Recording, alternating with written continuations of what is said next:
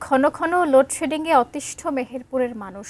দীর্ঘ সময় বিদ্যুৎ না থাকায় ব্যাহত হচ্ছে স্বাভাবিক জীবনযাত্রা। সবচেয়ে বেশি ক্ষতির মুখে পড়েছে জেলার ক্ষুদ্র ও মাঝারি শিল্প কারখানা। অন্যদিকে সেচ নির্ভর কৃষিতেও পড়ছে নেতিবাচক প্রভাব।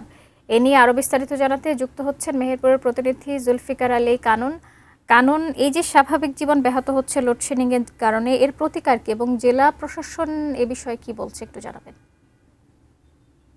ধন্যবাদ শাকিলা। যেমনটি বলছিলেন, এই ঘন ঘন যে বিদ্যুতের লোডশেডিংটা এটা শুরু হয়েছে কিন্তু আজ থেকে 15 দিন আগে। এই 15 দিন আগে এই বিদ্যুতের লোডশেডিংটা শুরু হয়ে কিন্তু একেবারে রাত দিন মানুষের যে নাভিশ্বাস হয়ে উঠেছে। তীব্র গরম, রোদ, এই নিয়ে এই মেহেরপুরের মানুষ আছে। তবে মেহেরপুরে ভারী তেমন কোনো শিল্প কলকারখানা না থাকলেও কিন্তু এখানে প্রায় 4,578টি ক্ষুদ্র শিল্প কলকারখানা রয়েছে। তারা আমাকে বলছেন যে বিদ্যুৎ না থাকার কারণে তারা উৎপাদন চরমভাবে ব্যাহত হচ্ছে এবং তারা কাজই করতে পারছে না। তারা অধিকাংশ সময় কিন্তু অলস সময় পার করতে হচ্ছে। আর শাকিল, আপনি জানেন যে মেহেরপুর কৃষি উদ্বৃত্ত একটি জেলা। এই জেলা কিন্তু অর্থনীতি নির্ভর করে কৃষির উপরে।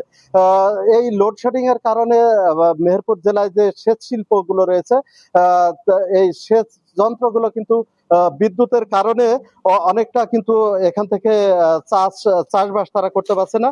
তবে আমি যতটুকু জানতে পেরেছি, মেহেরপুর জেলায় প্রায় 4,84,678টি আবাসিক গ্রাহক রয়েছে এবং ক্ষুদ্র শিল্প কলকারখানা রয়েছে 4,528টি এবং সেচ শিল্পের যে ব্যবহার সেটি রয়েছে 5,800টি। তবে আমি কথা বলেছি মেহেরপুরের যে বিদ্যুৎ বিভাগের জেনারেল ম্যানেজার স্বদেশ কুমার। উনি আমাকে জানিয়েছেন যে অল্প কিছুদিনের মধ্যে জ্বালানি সংকট দূর হলেই তবে এই বিদ্যুতের সংকটটা সেটা কাটিয়ে উঠতে পারবে। তবে মেহেরপুরের যে শিল্প এবং যে সেচ ব্যবস্থাটা আছে, এটা কিন্তু একেবারে বিদ্যুৎ নির্ভর। আর যদি এই সমস্যার সমাধান না হয় তাহলে কিন্তু আগামীতে যে আবাদ এটা ব্যাহত হবে এবং উৎপাদন কমে যাবে।